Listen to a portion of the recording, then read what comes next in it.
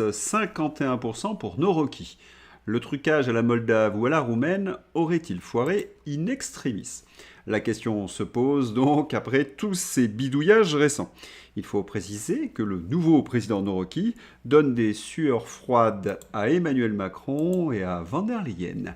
Le président polonais Noroki. Ma Pologne est une Pologne où, au lieu de centres d'intégration pour migrants, il y a des centres pour ceux qui veulent détruire notre pays pour les faire partir.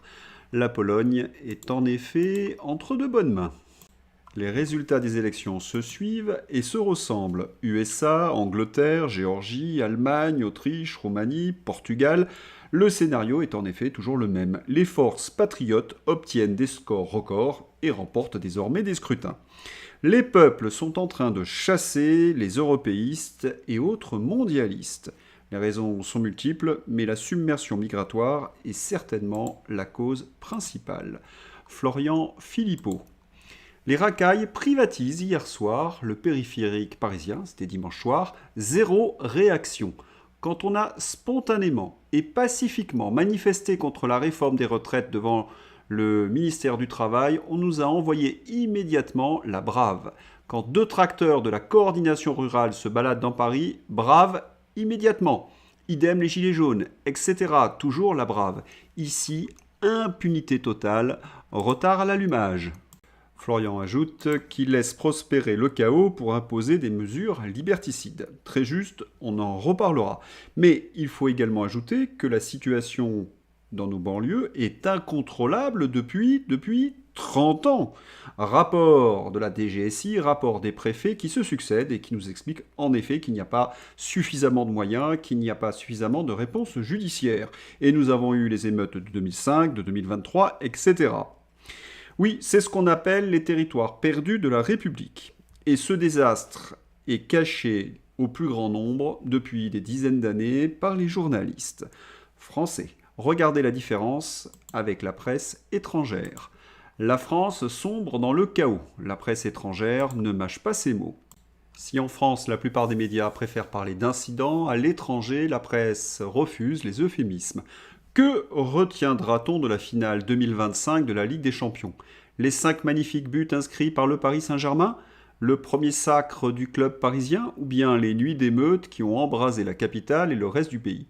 Si en France, la plupart des médias préfèrent parler d'incidents ou de simples violences, à l'étranger, les langues se délient. En Italie, en Espagne ou encore au Royaume-Uni, on s'inquiète face à la hausse et la répétition de ces exactions commises sur le sol français. Un article de l'excellent Boulevard Voltaire. Et maintenant sur le service public, sur le même sujet. France Inter, la radio Potemkin. Au menu, le vélotourisme, Dreyfus par Patrick Cohen avec allusion contre CNews, Marine Tourdelier, comme tous les lundis, et Gaza pour Pierre Aski, comme tous les jours. Les émeutes, quelles émeutes? Rigolez pas, c'est avec votre pognon. Notez le « on se décarbone ». Ah, ce n'est plus de l'information, mais du conditionnement. Et puis, leur vélotourisme, on sait où ils le pratiquent, ces socialistes et ces écologistes, à Saint-Domingue ou aux Antilles, après avoir pris l'avion.